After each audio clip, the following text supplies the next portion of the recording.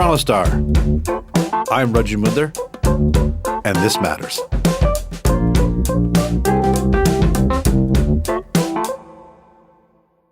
It was another record-setting day in Ontario. And while I wish I was talking about the balmy November weather, we are talking about rising COVID-19 case counts in this province.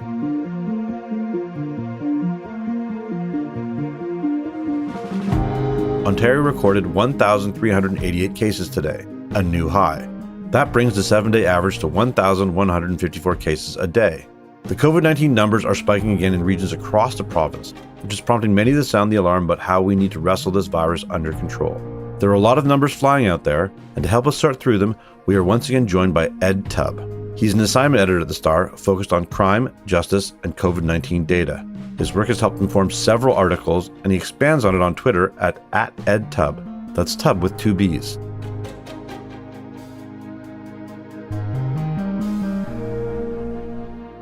Ed, thank you so much for being back with us to talk about the numbers. Happy to be here. Okay, we have to start off with a little bit of your methodology and why you are doing it. Basically, you have your own sort of look at the data, talk about it, and why you're doing that. Yeah, so what I do is a daily count of COVID cases and death in the province. And what I do is I look at the individual websites of all the province's local health units. So there are 34 of them. You know, these are places like Toronto or Waterloo region or Peel region, you know, like the familiar cities in Ontario. And they all post their own data throughout the day to their websites. And I started in March checking these websites to do kind of like a double check on what the province was putting out. And I've kept up with it since then. It's just a way for me to keep on the numbers and to see where things are happening locally. So I have a pretty good idea of where things are happening across the province and all of these health units. You were on before. It was fantastic. It's another sort of sober second look at what is happening there. So yeah, exactly. Let's just start off with, where are our numbers right now? They seem to look very scary to me. We're seeing record case counts. Take us through them and what concerns you right now. So they are record case counts. We are seeing across the province, the provincial numbers, both from the province and from me, are showing about as rapid of case growth that I've seen. And also, we're already at the worst levels we've had. This is by confirmed cases, right? So what that means is that things are bad, as bad as they've been in terms of reported cases, and they're getting worse very quickly. This is especially true in a few local regions, especially Peel region. So that's Mississauga and Brampton and Caledon. Peel is seeing case growth at a truly frightening rate right now. When you hear people talk about growth in COVID-19, you'll occasionally hear them talk about exponential growth. And that's when, you know, like each case is kind of multiplying over time. And you see a growth shape that looks like an upward turning curve. Right? And what that means is that cases are doubling over a relatively short period of time, and they're getting to really high levels very quickly. And, you know, when you look at the case curve in Peel region, what you see is that there's been a slow upward turning, very sharp now case curve since August. Like that's been happening for a while now. But now that we're into November and those numbers are very, very high, any kind of doubling that's happening is getting into truly kind of really scary numbers. So for Peel specifically, Peel region right now, based on the numbers that I have, has a population adjusted rate of COVID-19 of about 140 cases a week per 100,000 people. And that's growing fast. But if you remember, the province recently put out a set of guidelines on, you know, the thresholds for its higher levels of interventions. And those guidelines topped out at 100 cases a week per 100,000. So Peel is already well past that and growing quite fast, at least over the last little bit, it's growing fast. And, you know, the one thing to keep in mind is that Peel is a region of, you know, more than 1 million people made up of 2 very large cities and one medium-sized city. And it's not even across those places. Brampton is much worse than Mississauga right now. Brampton, you're looking at case counts that are well above the regional rate. And you're looking at test positivity, which is another number we look at, that's now above 10%, which is another one of those threshold numbers that the province put out. And, you know, keep in mind, when the province put out those threshold numbers, one of the first reactions you were seeing from epidemiologists was that those thresholds were far too high, because it takes a very large number of cases and a very high positivity to get to the second highest threshold for interventions. And we were hearing reactions that that was a too high a bar to pass. And, Peel is basically passing them anyway.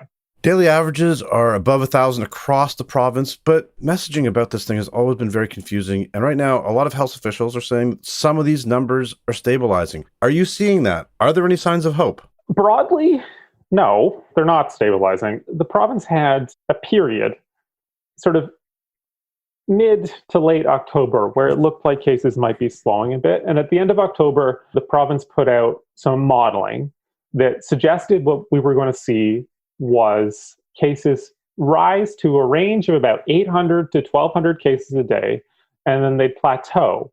And that would be a relatively manageable outcome, with a plateau that would be low enough that it wouldn't stress our hospital system. But what we've seen since then, and I know it's only been about 10 days since then, is that there's all of those signals that might have suggested that we were going to plateau at a high level but not get any higher are turning into signals that are showing that we're just keeping growing. So I don't personally, when I look at those case curves for the provincial case curve, I don't see any sign that that curve is slowing. In fact, it looks like it's getting faster. Yesterday, on Monday, my count recorded the highest week-over-week jump that I've ever counted. So I like to look at a 7-day average, because that smooths out, the ups and downs of the daily numbers. And that 7-day average jumped by the largest amount on Monday. So that's very fast growth. And I don't see any signs that that's turning the corner to flattening. Now, you asked, where are the positive signs? Well, it's true that the provincial numbers aren't showing flattening, but some local regions are showing flattening. Ottawa, for a time in mid-October, was seeing the highest rates of cases of any city in Ontario, and now they've fallen back down. Like, their numbers have flattened. In fact, they've fallen back down. So now Ottawa went from approaching 100 cases a week per 100,000 to now about 40. So that's quite a big drop for Ottawa. In fact, in the 4 health units that went into modified stage 2, these are enhanced restrictions, the closure of bars, that kind of thing, in October, 3 of them have actually seen cases flatten a little bit, or in fact slow down in Ottawa's case. So in Toronto and in York region, the case numbers are high, but over the last 3-4 weeks, they haven't actually grown that fast. I would hesitate to say that they're in a good situation. Toronto's cases are the highest they've ever been, but they're not on that exponential shape that we're seeing in Peel. So in a way, that's kind of positive. The problem over the last week is that it's not just Peel where we're seeing that kind of sharp upward exponential shape. You're starting to see it in a lot of the medium-sized cities in Ontario as well. So you're seeing it in Halton region, you're seeing it in Hamilton, you're seeing it in Waterloo, a little bit in Niagara, So I would hesitate to say that this is just a GTA thing or just a Peel thing. Ontario's numbers are up across the board, and there's not really any sign that they're flattening at the moment.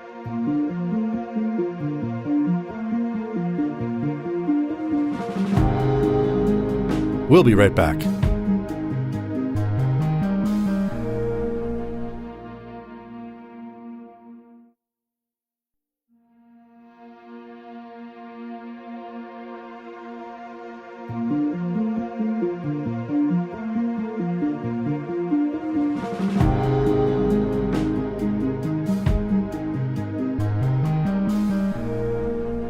What don't we know? I mean, contact tracing was basically shut down. I believe it's coming back online now, but unknown community spread is a really big question in Toronto, right? Yeah, unknown spread is a huge thing. If you look at the provincial database, it's a case-by-case database. It shows records for every single person who's been a confirmed infection. You'll see that over the last month or so, about 40% of all infections fall under a category called no epidemiological link. And that's what we call community spread. These are people who caught the disease and we have no idea where they caught it.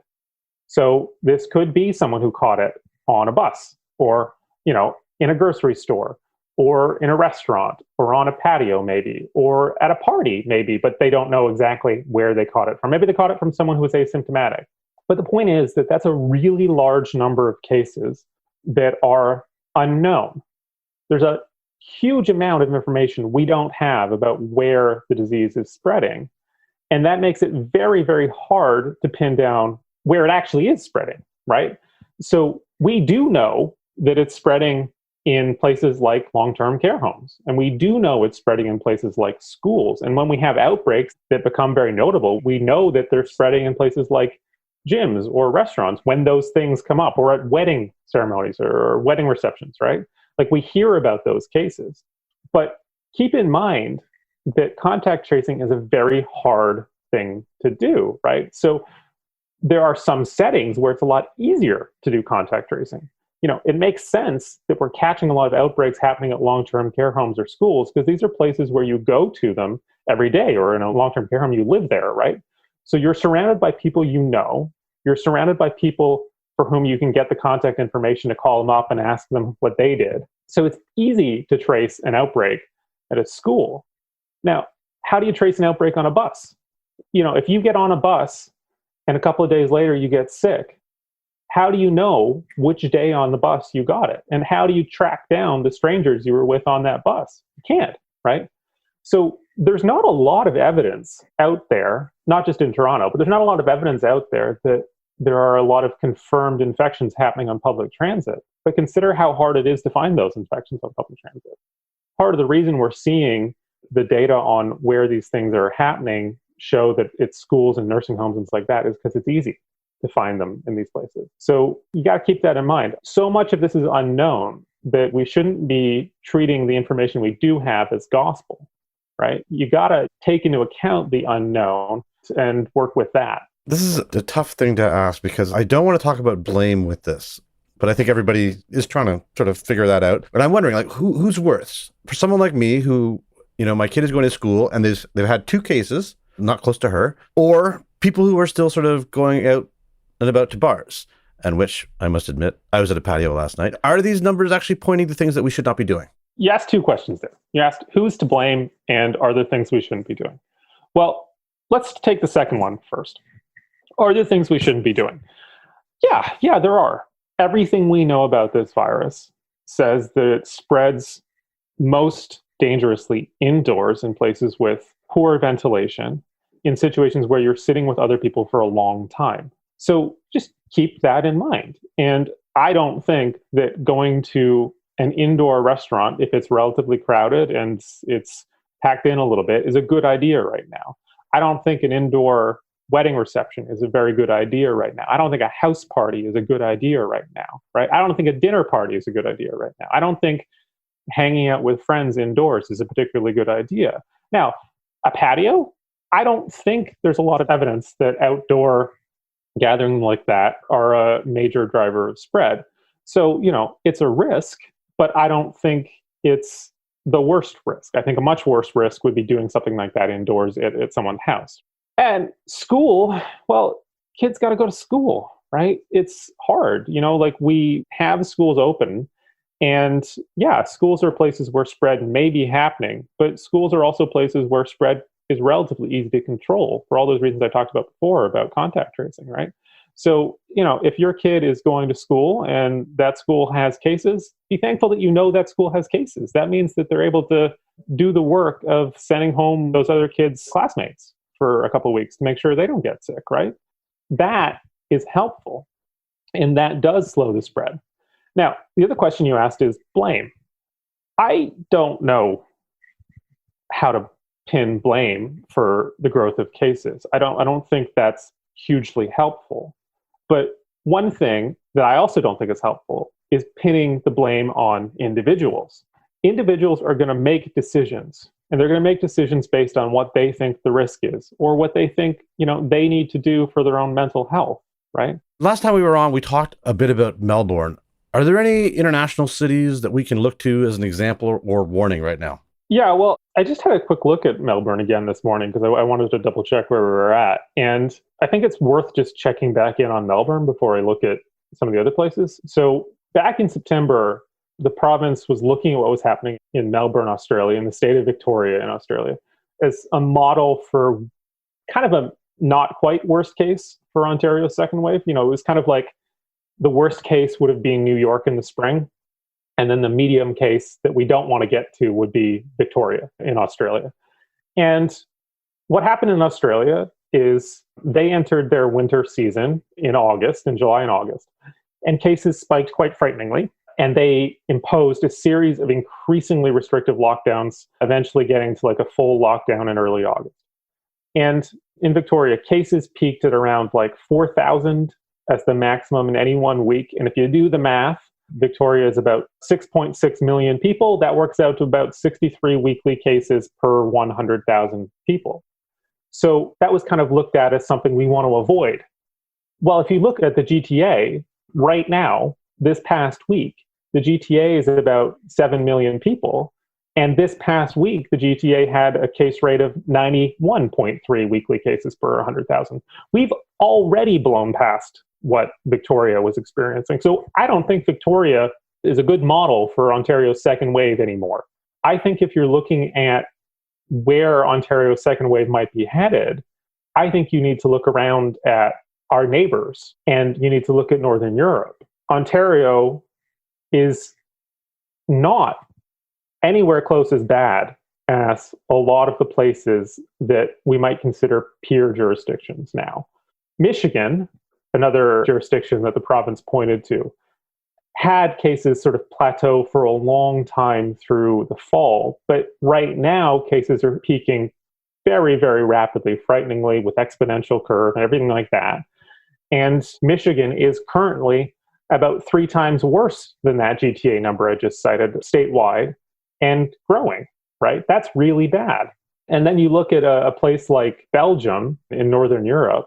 Belgium has a population of about 11 million. It's pretty close to Ontario's size. It's more dense. There's other reasons to think that Belgium is different. But Belgium's case rate peaked at like 1,000 weekly cases per 100,000. That's 10 times worse than Ontario's.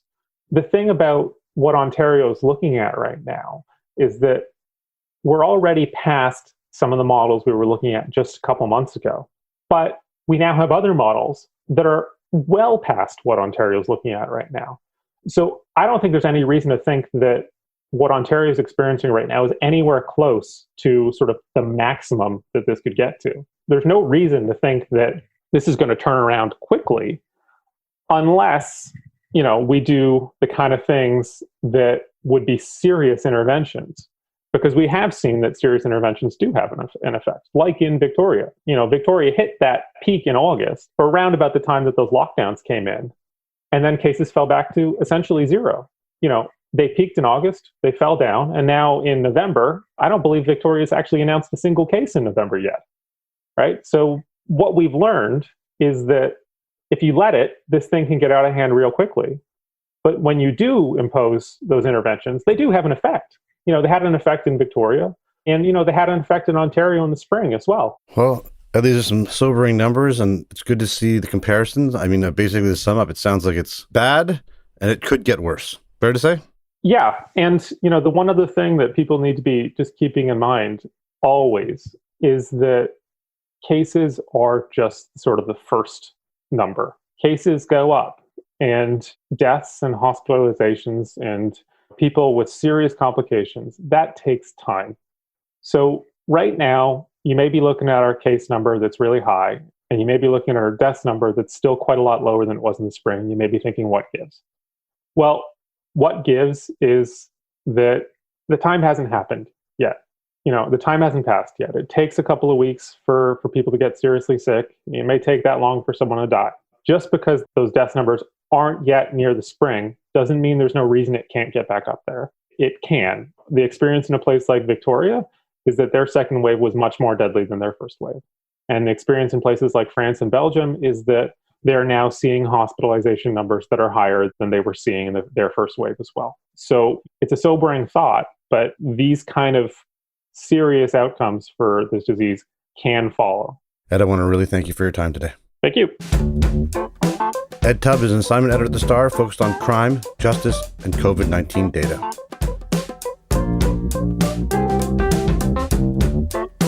That's it for today. Thanks so much for joining us. This Matters is hosted and produced by me, Rajat Budhar, Adrian Chung, and Saba Etisaz. Produced and mixed by Sean Pattenden, and our director of programming is JP Fozo. Our show theme music is by So Called, and our episode music is by Mike DeAngelis. We want to hear what stories matter to you. Please send us comments, questions, or ideas to thismatters@thestar.ca. Please consider supporting the journalism the Toronto Star newsroom does at thestar.com. And don't forget to subscribe to This Matters on Apple Podcasts, Spotify, or wherever you listen to your favorite podcasts. Let's talk soon.